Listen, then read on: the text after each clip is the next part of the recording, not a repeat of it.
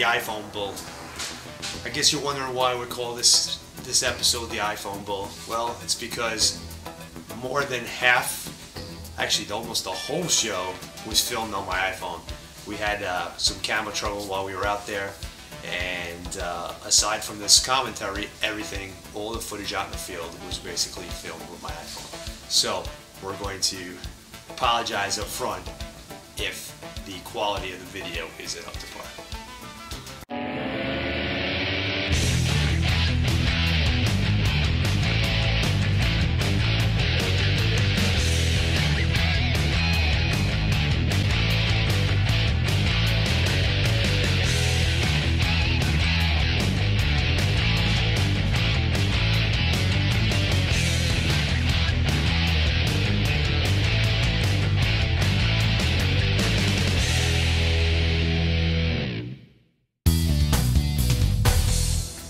So I've been waiting to draw an Arizona bull tag during the rut for years, and when I found out that none of my family was available to go with me on this hunt, nor was my normal cameraman available to go with me, I started looking to all my closest friends to help me out, either run camera and car.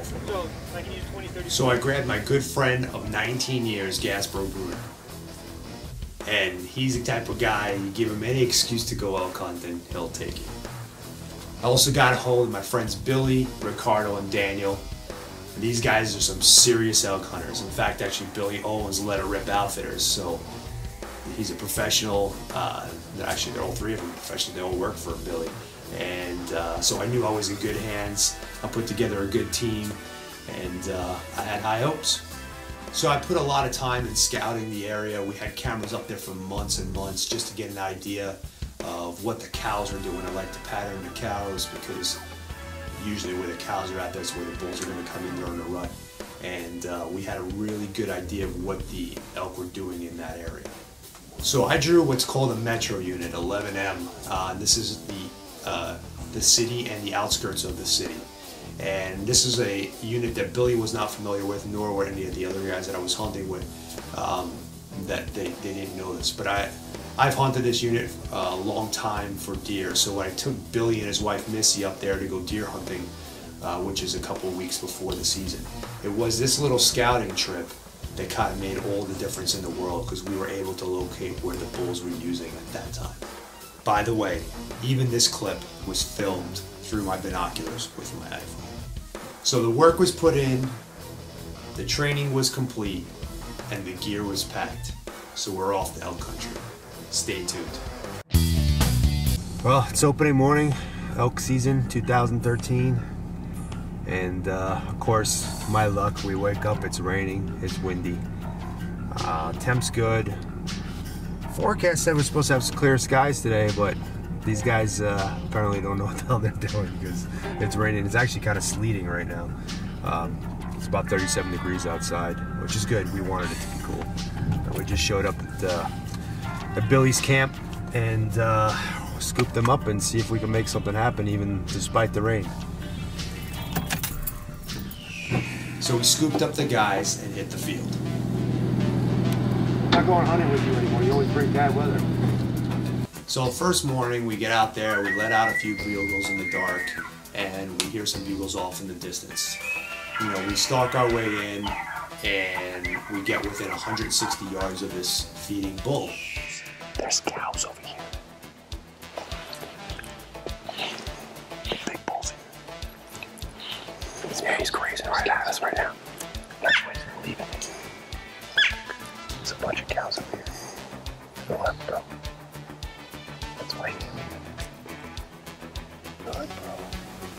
But for whatever reason, he wasn't responding to our calls. We were calling at him and he wouldn't come in, and I couldn't close the distance because it was a real open area. That's about all the action we had all day long, and it kind of took a little bit of the wind out of our sails, but we still had high hopes and kept at it. Unfortunately, we had more of the same for the next couple of days. Just bugles early in the morning, they'd shut up right away, we couldn't get close enough. But we knew we were where the bulls were at, just given all the sign that we had seen. It wasn't until about day 3 till things started heating up. Well, the bulls aren't bugling this morning. We heard a couple real early. And just moving spots right now. It's about 6:30 in the morning. It's the coldest morning it's been since we went up here. We got a little snow this morning. It's starting to clear up a little bit. So hopefully some things will be moving around. We had slipped into this area where we knew there was a lot of sign and had seen a lot of fresh sign. We let out a few locating bugles, and right away we got an immediate response, and we hit the dirt running. On our way stalking into this bull, we ran into a buck, which we were afraid that we were going to spook right towards the bulls and kind of mess up our whole thing. So it took us a little time, but we finally got around them, and we got in there just in the nick of time to watch these two spikes sparring. The bulls we were after were feeding in this meadow, and it was kind of open, so we couldn't close the distance. So we decided to call at them to see if they would come in. And sure enough, they started coming towards us, but then the bigger bull came and chased off the satellite bull. And after that, he took his cows and he ran off.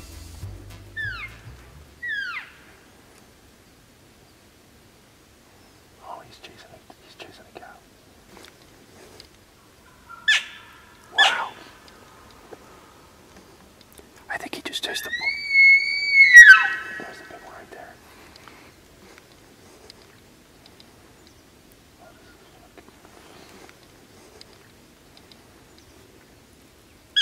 Oh, I think I got the big one.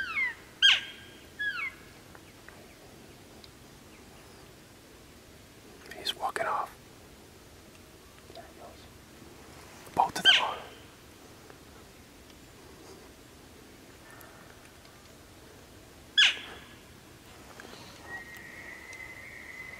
I think we should try. They're chasing each other. I know. I think we should be closer when they're preoccupied.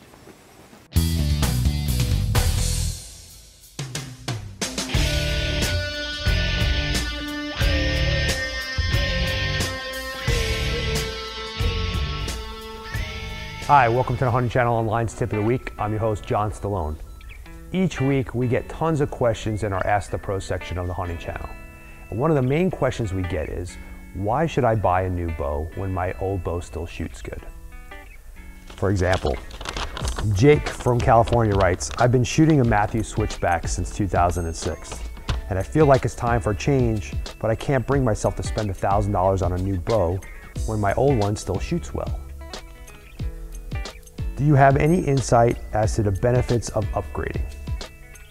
Well, Jake, I too own a Switchback, and it's a great bow, classic Matthews quality. It was, shot 318 feet per second, just a good, solid, all-around great bow. And really, it was the first true parallel limb bow that kind of started the revolution. Now let's compare the Switchback to the new Creed.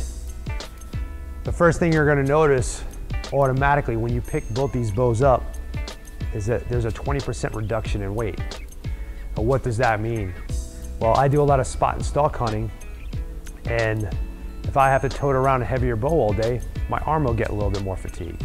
So when it comes time to make that shot, I'm going to be a little less accurate.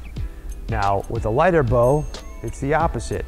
My arm is less fatigued, and that usually calculates into a more accurate shot. This is all due to the new GeoGrid lock riser. Now the new longer riser is another benefit. A longer riser calculates to more stability. More stability calculates to more accurate shooting. The longer riser creates the beyond parallel limbs. And what this does is decrease vibration and lowers noise. So less hand shock will improve your accuracy, and the reduction in noise will minimize the reaction from the animal. Basically, minimizing string jump as us hunters know it. Another innovation Matthews came up with is the reverse roller guard. Now this guard will actually makes it easier for you to draw the bow back. So you can either shoot higher poundage, or what I like about it is because my poundage didn't change, I'm still shooting 70, I can draw back more concealed with less movement. Slower, smoother draw. And that's going to basically calculate to spooking less game in the field, because if you're out there doing one of these because you have a bow that's too hard for you to pull back, you're gonna get busted. Let's say you're getting a little long in the tooth and you really can't pull back 70 pounds anymore, but you don't want to give up speed. The Creed is a blazing 328 feet per second. So if you do the math, you can actually shoot the Creed at 63 pounds and still get 318 feet per second that you're shooting out of your switchback. The long and short of it is, I know it's hard to get rid of something good, but trust me, Jake, when I tell you the Creed is truly an upgrade, and your trophy room will thank you for it. Remember, if you have any other hunting questions, go to the Hunting Channel online and go to the Ask the Pro section. Drop us a line and we'll get back to you. Thanks for joining us, and we'll see you out in the field. Hey, want to kill more bucks? Are you tired of spending hours in a tree hoping a buck will pass by in range?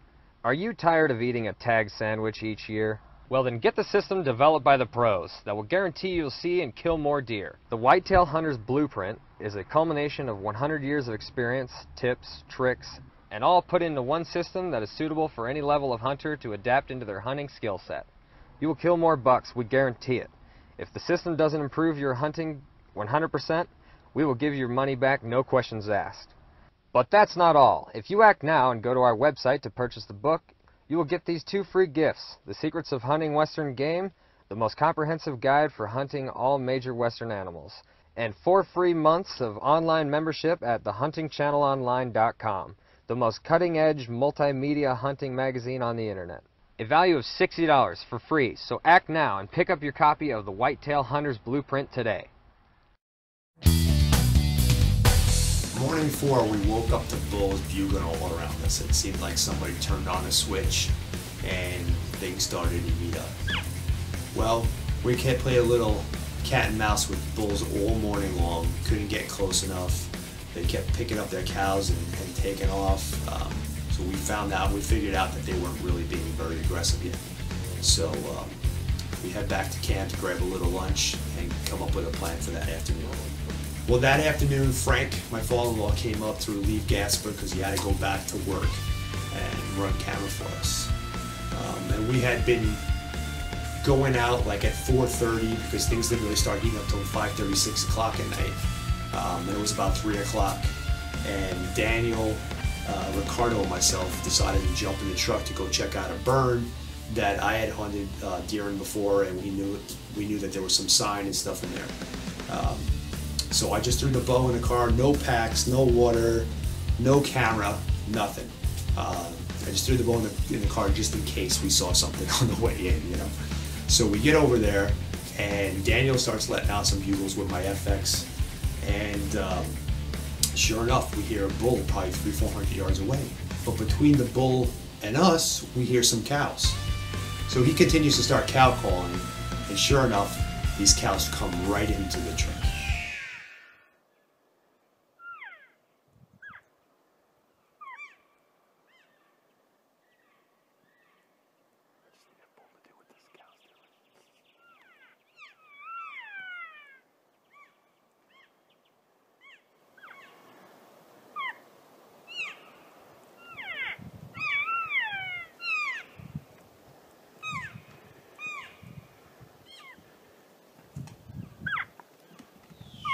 After we let the cows feed on past us, because we didn't want to spook them towards the bull, the chase was on. We got around the burn with the truck, we jumped out, and we closed the distance probably about 200 yards, so we're within 300 yards of him now.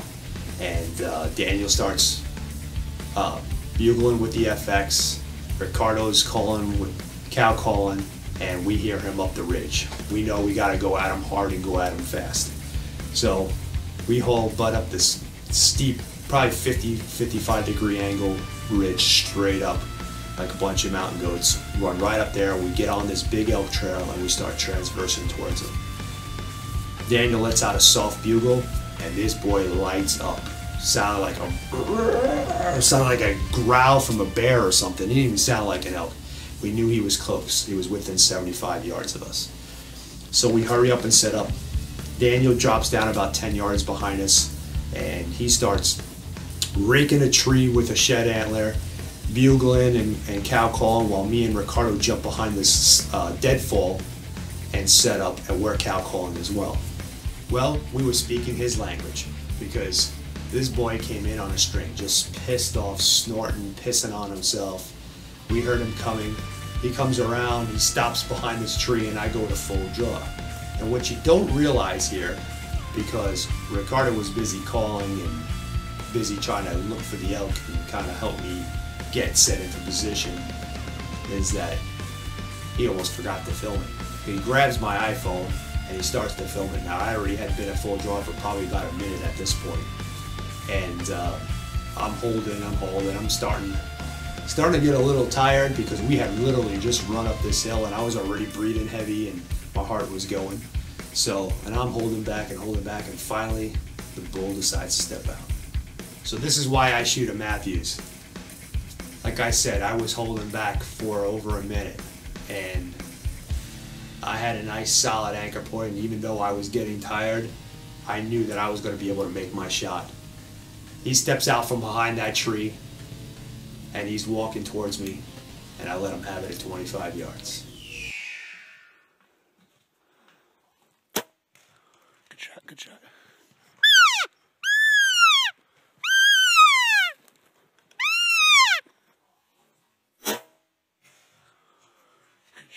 Good shot. I had hit him a little further back than I had hoped. He was walking and I should have stopped him, but I didn't. So the shot was a little bit far back, but we knew we got lung and liver for sure, and probably both lungs. So we just wanted to give him a little bit of time, but we were running out of light, and none of us had a flashlight. So we only gave him about 25 minutes before we went to go look for him. Just shot my bull. He's a nice bull. We had everything go wrong. The camera stopped working. We had to film it with my iPhone. So I'm filming this with my iPhone right now. Oh, I stuck him good, man. And we're on the, oh, I think we got him. You guys are walking up ahead of me now because I'm taking my sweet time walking with this phone. The nocturnal lighted knock made it easy for us to find the arrow, and the Schwacker broadhead made it easy for us to follow the blood trail. We found this bull piled up 100 yards from my shot. The old Matthews did it again, man. That's why I won't shoot anything else. I was at full draw for about a minute, and just found the arrow here. It's all full blood. Check out that Schwacker, man. Did its job. And the nocturnal lighted knocks, man, helped us find that real quick. We're about 80 yards. Oh, they found them. Ha! They found them. Let's go get them. Well, we finally made it happen. It's a good bull. He's got 8 on one side and I think 7 on the other, or 6. And I just want to say thank you. You want to get in here, Billy? And you guys come over here. Well, I guess you can't because you're holding the camera. But my friends from Let It Rip Outfitters, Billy came up and called for me. And Daniel and Ricardo. My father-in-law Frank came up to help out today. We had everybody up here. It's been it was a little tough go at first, but we figured out where they were at and stayed with them, and we finally got ourselves a good trophy. I'm excited. The old Matthews did its job. Schwacker broadheads, nocturnal lighted knocks, gold tip arrows. Deadliest combination. Well, the next morning, it was time to get this bull to the meat processor. It took all 5 of us last night to get this. Well, it was a great hunt with great friends, and I had a blast. Thank you for joining us, and we'll see you out in the field.